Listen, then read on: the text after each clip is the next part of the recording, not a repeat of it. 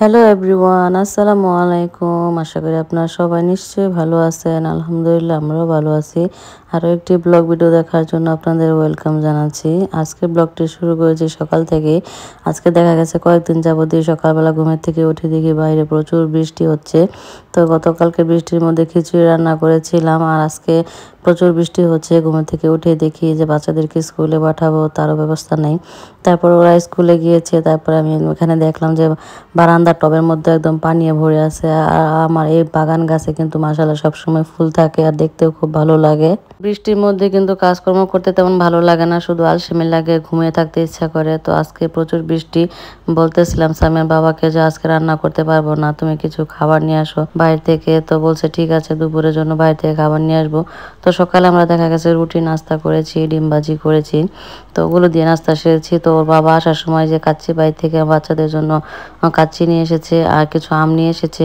ঘরে আম ছিল না, তো আম নিয়ে এসেছে। দেখা গেছে ফলের এই আমের দিনের সিজনে ঘরে আম না থাকলে কিন্তু একদমই ভালো লাগে না। তো আমরুপালি কিন্তু আমাদের বরাবরই খুব পছন্দ, মানে আমরা সবসময় এই আমরুপালিটাই পছন্দ করি। তো ওর বাবা, আমি, বাচ্চারা সবাই কিন্তু এই আমটা খুব পছন্দ করি, অনেকে হয়তো পছন্দ করেন। তো যাই হোক, এখানে প্রায় অনেকগুলো আম নিয়ে এসেছে ওর বাবা। তো আমগুলো আমি এখন একটা বড় প্লাস্টিকের বোলের মধ্যে রেখেছি। তো দেখেন মাশাআল্লাহ অনেকগুলো আম ছিল। তো কিছু আপেলও নিয়ে এসেছে। সাফা একটু আপেল খেতে পছন্দ করে, তো ওর জন্য বলছিলাম যে আপেল নিয়ে এসো। তো এখানে আপেলও ছিল। তো এখন আমি খাবারটা বেড়ে দিচ্ছি, যে ওর নাকি প্রচুর ক্ষুধা লেগেছে। তো আমাদের সবার জন্য এখানে খাবার নিয়ে এসেছে। কাচ্চি নিয়ে এসেছিল কাচ্চি বাড়ি থেকে, আর এখানে কিছু গরুর রেজালা ছিল। আর আমরা বলছিলাম যে তুমি অল্প করে নিয়ে এসো, যেহেতু আমরা কাচ্চি হলে আর কিছু লাগবে না। তো 3 বক্স কাচ্চি নিয়ে এসেছে, সাথে ছিল বোরহানি, গরুর মাংসের রেজালা ছিল। তো এই তো আমি একটা প্লেটে ওর জন্য বেড়ে নিচ্ছিলাম, আর একটা বক্সের মধ্যে একজনের পরিমাণে কাচ্চি ছিল। সাথে ছিল একটা আলু, আর ছিল 2 পিস খাসির মাংস।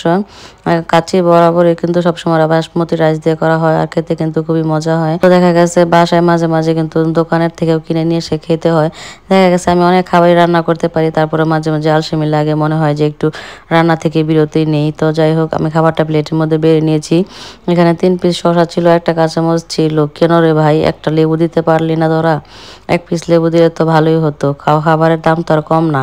তো এই তো অল্প একটু গরুর মাংসের রেজালা নিয়ে এসেছে ওর বাবার জন্য। তো আমরা বলছি যে খাবো না, তো এই জন্য অল্প করে নিয়ে এসেছে। তো এখানে কিন্তু বোরহানিও ছিল, 1 লিটার বোরহানি নিয়ে এসেছে ওর বাবা। তো দেখা গেছে আমি গ্লাসের মধ্যে 1 গ্লাস বেড়ে নিচ্ছি, আর খাবারটা এখন ওকে নিয়ে দেবো। ওর নাকি প্রচন্ড ক্ষুধা লেগেছে। তো আমাদের কিন্তু কোল্ড ড্রিঙ্কসও পছন্দ, সাথে যে কোনো খাবারের সাথে যদি কোল্ড ড্রিঙ্কস থাকে তাহলে ভালো হয়। বোরহানিও আমার খুব পছন্দ, বোরহানিটা হলে একটু খেতে বেশি ভালো লাগে। তো এই তো সামির বাবাকে খাবারটা দিয়ে এসেছি, আর এখন আমরাও খেতে বসেছি। কাচ্চির মাংসটা কিন্তু একদম সফট ছিল, খেতে খুবই মজা ছিল। আর সাথে লেবু শসা হলে কিন্তু দারুণ জমে যায় খাবারটা। তো হয়তো আজকের ব্লগটি এখানে শেষ করে দিচ্ছি। সবাই ভালো থাকবেন। ভিডিওটি ভালো লাগলে অবশ্যই পেজে একটা লাইক, কমেন্ট এবং শেয়ার করতে ভুলবেন না। সবাই ভালো থাকবেন, সুস্থ থাকবেন। আল্লাহ হাফেজ, tata, bye bye, see you.